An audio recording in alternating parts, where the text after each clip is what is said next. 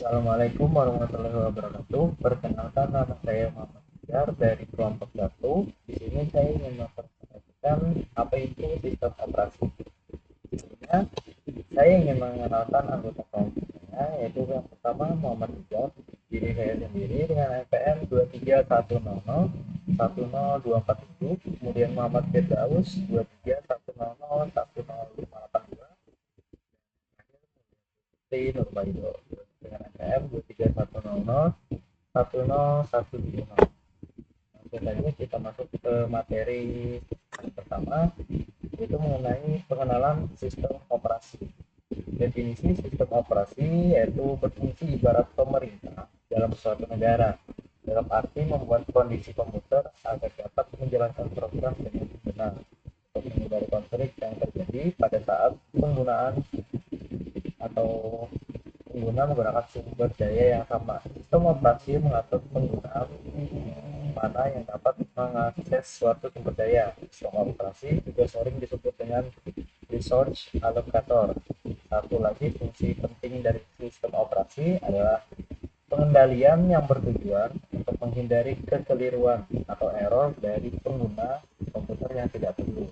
Kemudian tujuan dari sistem operasi yaitu agar nantinya mengenal dan mampu merancang sendiri serta dapat memodifikasi sistem operasi yang telah ada sesuai dengan kebutuhan kita agar bisa memilih alternatif sistem operasi, memaksimalkan penggunaan sistem operasi sehingga konsep dan teknik sistem operasi dapat diterapkan pada aplikasi-aplikasi yang lain. Kemudian, sasaran sistem operasi merupakan penyebaran dari tujuan, yaitu sesuatu yang akan dicapai atau yang akan dihasilkan. Ada tiga sasaran utama dari sistem operasi ini, yaitu kenyamanan, bahwa sistem operasi harus memberikan kenyamanan pada user. Kemudian efisiensi, bahwa sistem operasi harus mampu memberikan waktu yang efisien. Kemudian pengembangan, sistem operasi harus mampu memberikan pengembangan open source atau terbuka. Kemudian lanjut lagi ke sejarah sistem operasi. Sistem operasi ini memiliki 4 sejarah atau memiliki 4 generasi. Yang pertama dari tahun 1945 sampai 1955, merupakan awal perkembangan sistem komputasi elektronik sebagai pengganti sistem komunikasi komputasi mekanik. Hal itu disebabkan kecepatan manusia untuk menghitung terbatas dan manusia sangat mudah untuk membuat kecerobohan, kekeliruan, bahkan kesalahan.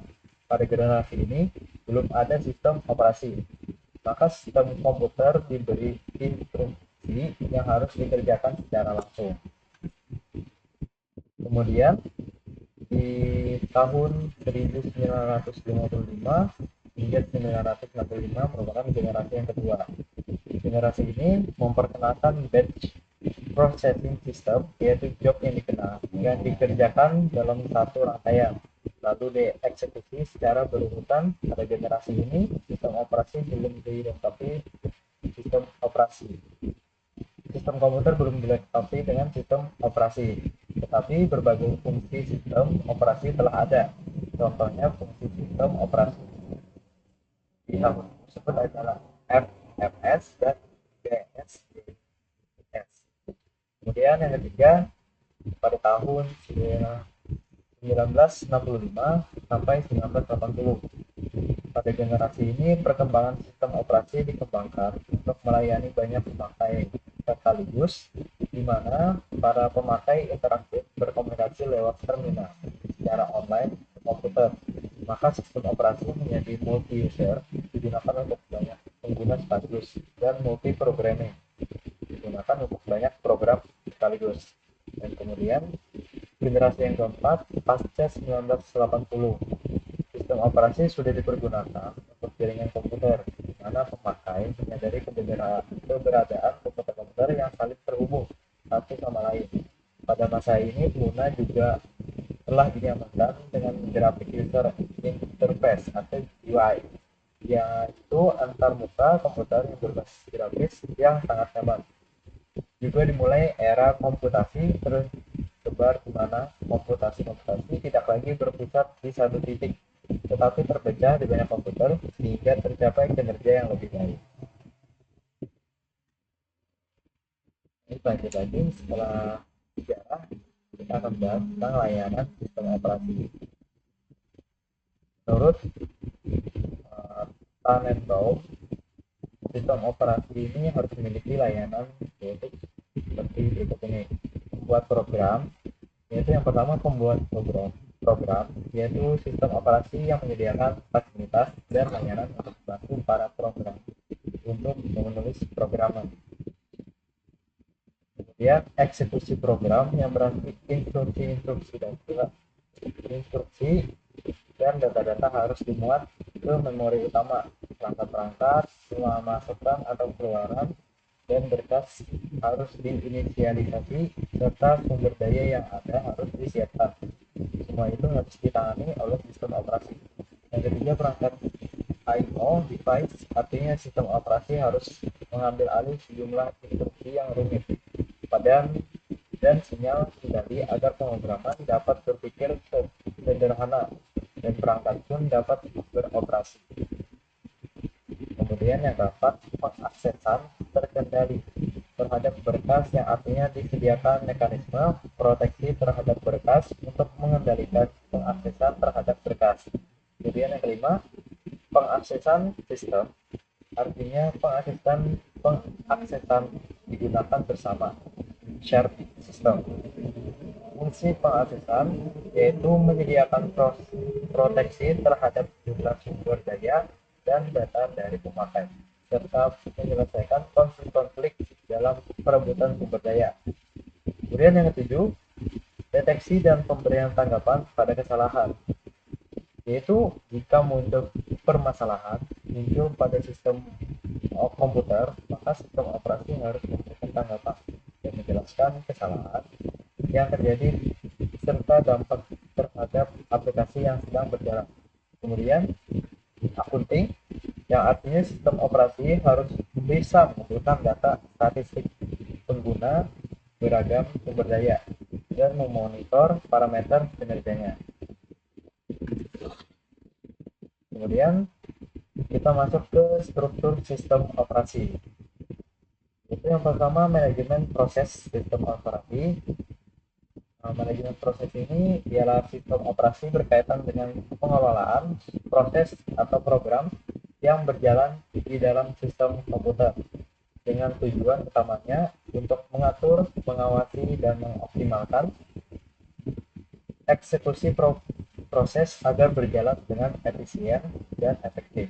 Kemudian manajemen memori utama dan sistem operasi. Manajemen memori atau memory manager adalah salah satu bagian sistem operasi yang mempengaruhi dalam menentukan proses mana yang diletakkan pada antrian. Sistem operasi berjalan dalam modus real dengan arsitektur berbasis prosesor Intel x86.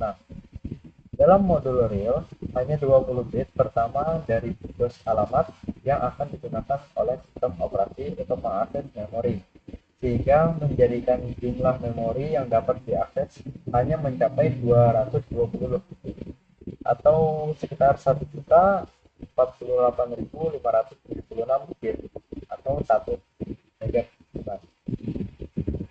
dari seharusnya 32 bit atau 40 bit pada prosesor modern.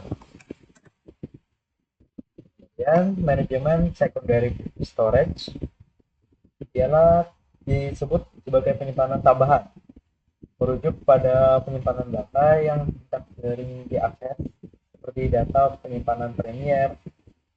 Ini adalah media penyimpanan memori non-volatil yang menyimpan data hingga dan kecuali data tersebut telah dihapus atau dilimpa. Penyimpanan sekunder dapat dihosting di tempat pada perangkat eksternal atau di cloud. Fungsi utama penyimpanan sekunder adalah melengkapi penyimpanan primer. Data yang tidak diperlukan penyimpanan primer dipindahkan ke penyimpanan sekunder yang pada gilirannya akan membebaskan ruang dan meningkatkan kinerja perangkat penyimpanan utama. Kemudian manajemen sistem I/O. Manajemen sistem input atau output adalah proses mengendalikan aliran data yang masuk dan keluar dari sistem pemrosesan data. Manajemen perangkat I/O dijalankan oleh sistem operasi komputer melalui subsistem khusus yang mengelola di drive perangkat keras yang terpasang. Fungsi dari perangkat I/O yaitu mengirim instruksi, menangani interupsi perangkat I/O, menangani kesalahan perangkat I/O, dan menyediakan interface ke user. Baik, untuk materi selanjutnya akan dilanjutkan oleh teman saya Muhammad Firdaus. Saya akan melanjutkan presentasi dari teman saya Muhammad Nizar. Selanjutnya, manajemen berkas. Manajemen adalah suatu proses perencanaan, pengendalian, dan penataan kepada sesuatu agar berjalan secara terstruktur. Berkas adalah kumpulan informasi yang berhubungan dengan tujuan pembuatan berkas yang disimpan dalam penyimpanan sekunder. Jadi secara bahasa, manajemen berkas itu suatu sistem yang dapat melakukan operasi-operasi pada berkas seperti membuka, membaca, menulis, menghapus, dan menyimpan berkas tersebut pada sarana penyimpanan sekunder. Berkas dipetakan ke media fisik oleh sistem operasi. Media penyimpanan ini umumnya bersifat non-volatile, sehingga kandungan di dalamnya tidak akan hilang jika terjadi gagal listrik maupun sistem reboot atau jika perangkat dalam keadaan mati. Selanjutnya, sistem proteksi. Proteksi mengacu pada mekanisme untuk mengontrol akses yang dilakukan oleh program, prosesor, atau user ke sistem sumber daya.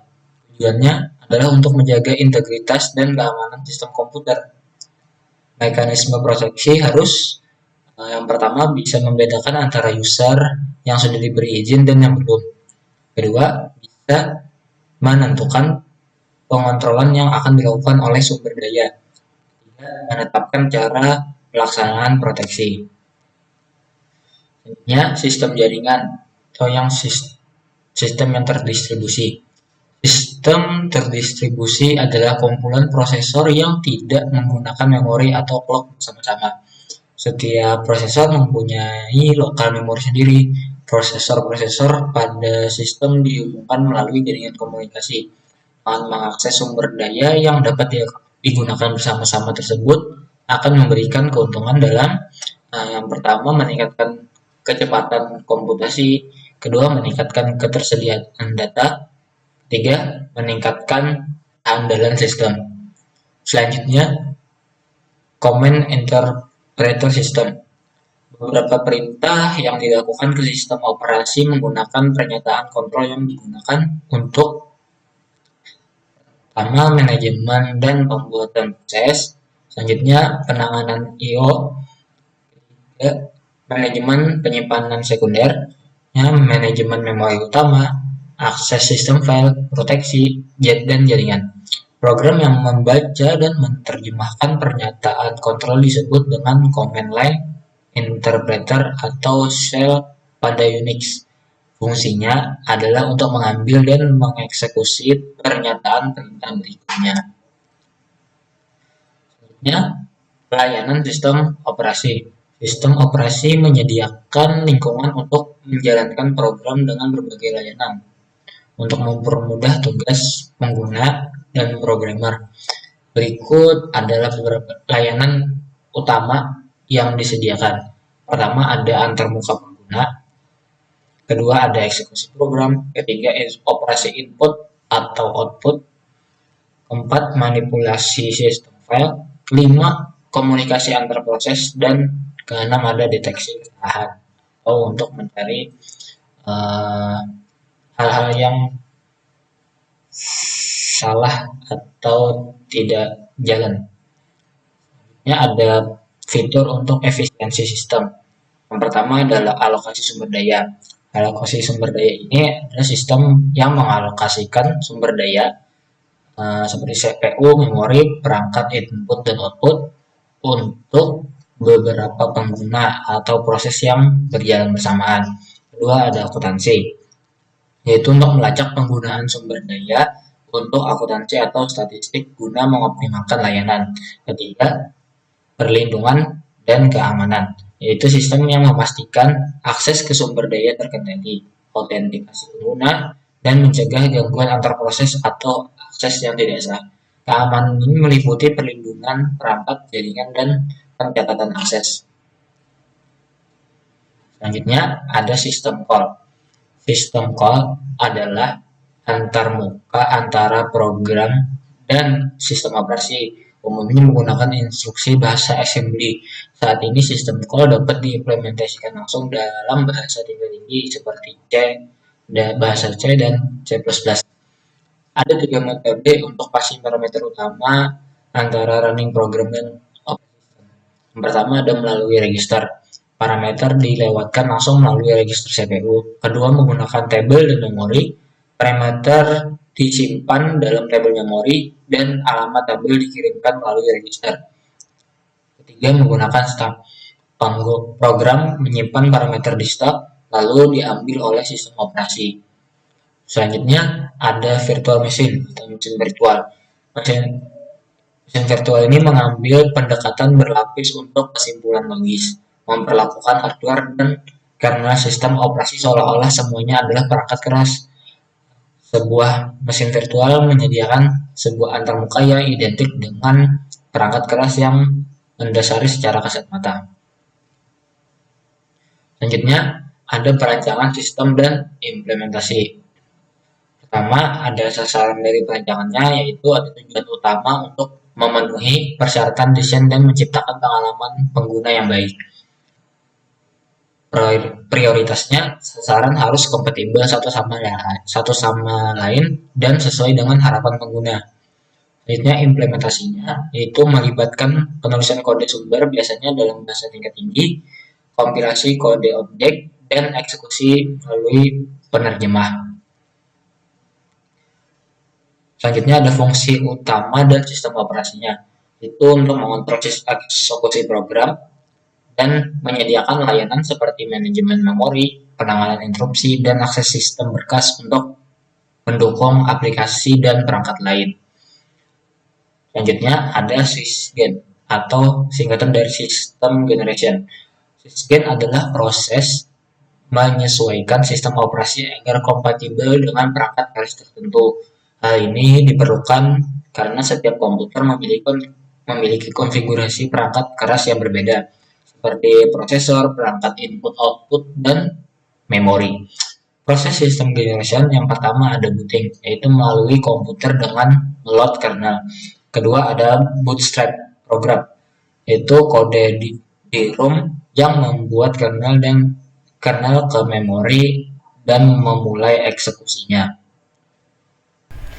Ya, assalamualaikum warahmatullahi wabarakatuh. Perkenalkan, nama saya Mulia Putri Nurbaida dengan NPM 23100100170. Di sini saya ingin melanjutkan presentasi dari teman saya, yaitu Muhammad Firdaus, mengenai tentang pengelolaan sistem operasi.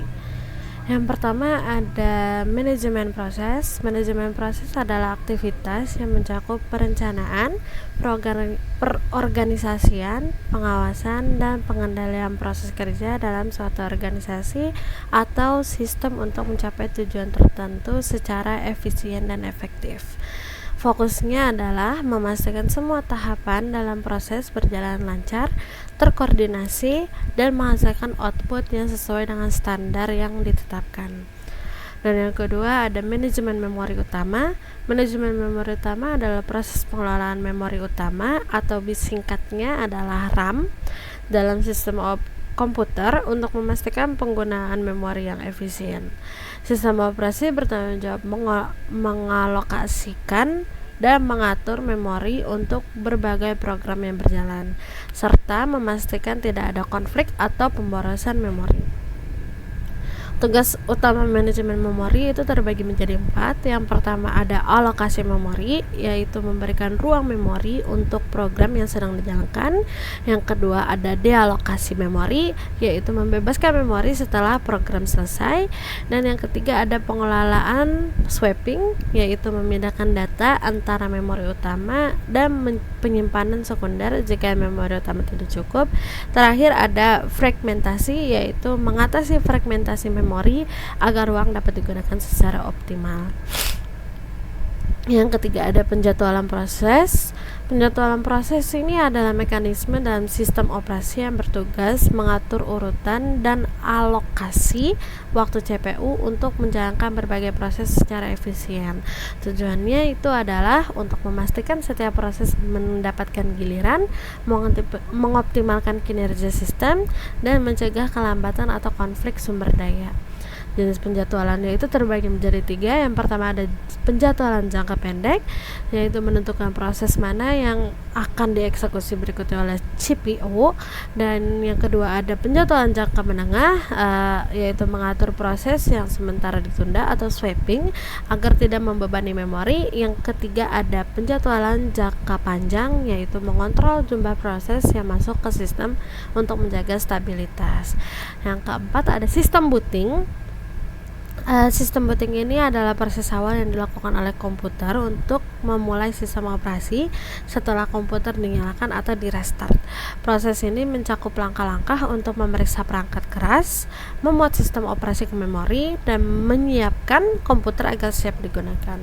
Tahapan sistem booting ini terbagi menjadi 3. Yang pertama ada power on, self test atau singkatnya POS, yaitu memeriksa perangkat keras seperti RAM, prosesor, dan perangkat input atau output.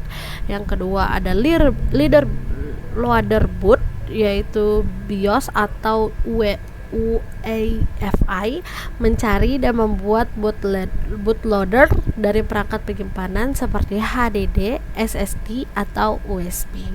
Dan yang ketiga terakhir ada sistem operasi dijalankan, yaitu bootloader membuat kernel sistem operasi ke dalam memori untuk memulai komputer.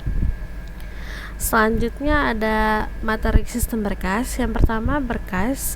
Berkas adalah dalam sistem berkas adalah unit penyimpanan data yang dikelola oleh sistem operasi pada perangkat penyimpanan seperti hard disk atau SSD. Berkas dapat berupa dokumen, gambar, video, atau program dan disimpan dalam struktur tertentu agar mudah diakses dan dikelola. Fungsi sistem berkas ini terbagi menjadi 4. Yang pertama ada penyimpanan data, yaitu menyimpan informasi secara permanen. Yang kedua ada perorganisasian, yaitu mengatur berkas dalam direktori atau folder. Yang ketiga ada pengelolaan akses, yaitu mengatur izin baca, tulis, dan atau eksekusi. Yang keempat ada keamanan data, yaitu untuk melindungi berkas dari kerusakan atau akses tidak sah. Yang kedua ada metode akses. Metode akses pada sistem berkas adalah cara data dalam sebuah berkas dapat diakses oleh pengguna atau program. Sistem operasi menyediakan berbagai metode untuk memenuhi kebutuhan pengelolaan data secara efisien. Jenis metode akses ini terbagi menjadi 3. Yang pertama ada akses sekuensial, yaitu data dibaca atau ditulis secara berurutan dari awal hingga akhir. Contohnya seperti memutar file audio atau file video. Dan yang kedua akses langsung atau direct atau random access. Data dapat diakses langsung pada posisi tertentu tanpa membaca dari awal. Contohnya seperti sedang membuka lembar kerja Excel pada sel tertentu. Dan yang ketiga ada akses indeks. Data diakses menggunakan indeks yang menghubungkan posisi data dalam berkas.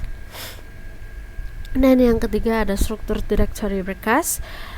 Struktur direktori ini adalah cara perorganisasian dan penyimpanan berkas dalam sistem berkas yang biasanya berbentuk pohon atau tree. Struktur ini memungkinkan berkas dalam folder atau singkatnya directory diatur dalam hierarki sehingga mempermudah pencarian, pengelolaan, dan perorganisasian data. Jenis struktur directory ini terbagi menjadi 3. Yang pertama ada struktur linear atau flat, semua berkas disimpan dalam satu directory tanpa subdirectory. Yang kedua ada struktur hierarkis, yaitu berkas disimpan dalam directory yang dapat memiliki subdirectory, membentuk pohon dan banyak tingkat. Yang kedua ada struktur jaringan, menghubungkan beberapa directory dengan cara yang lebih fleksibel dan sering digunakan untuk sistem berbasis jaringan. Yang keempat ada proteksi berkas. Proteksi berkas adalah sistem berkas dalam mekanisme yang digunakan untuk mengontrol dan melindungi berkas dari akses yang tidak sah, perubahan, atau penghapusan oleh penggunaan yang tidak memiliki izin. Tujuan proteksi berkas adalah untuk menjaga kerahasiaan, integritas, dan ketersediaan data. Cara proteksi berkas itu terbagi menjadi 3. Yang pertama ada izin akses, menetapkan hak akses untuk setiap pengguna seperti izin baca, tulis, dan atau eksekusi. Yang kedua ada enkripsi, mengamankan data dengan mengubah dengan format yang hanya bisa dibaca oleh pihak yang memiliki kunci.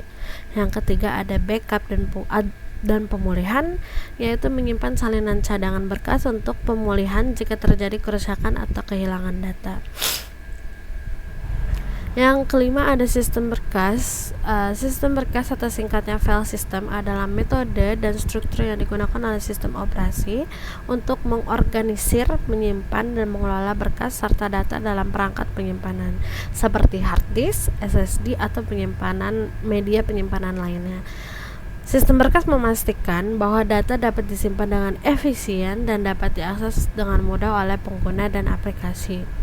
Fungsi utama sistem berkas ini terbagi menjadi 4. Yang pertama, perorganisasian data, yaitu mengelompokkan data dalam berkas dan direktori untuk memudahkan pencarian dan pengelolaan. Yang kedua ada manajemen akses, mengatur siapa yang dapat mengakses dan memodifikasi data dalam berkas. Yang ketiga ada penyimpanan data, menyimpan data secara fisik pada perangkat penyimpanan. Dan yang keempat ada keamanan dan proteksi, menjaga data agar tetap aman melalui kontrol akses dan perlindungan data. Contoh sistem berkas itu ada NTFS atau Windows, ada ext4 atau singkatan Linux, dan yang ketiga itu ada HFS Plus dan bisa dibilang juga Mac OS. Sekian presentasi dari kami kelompok 1. Salah khilaf mohon maaf. Wassalamualaikum warahmatullahi wabarakatuh.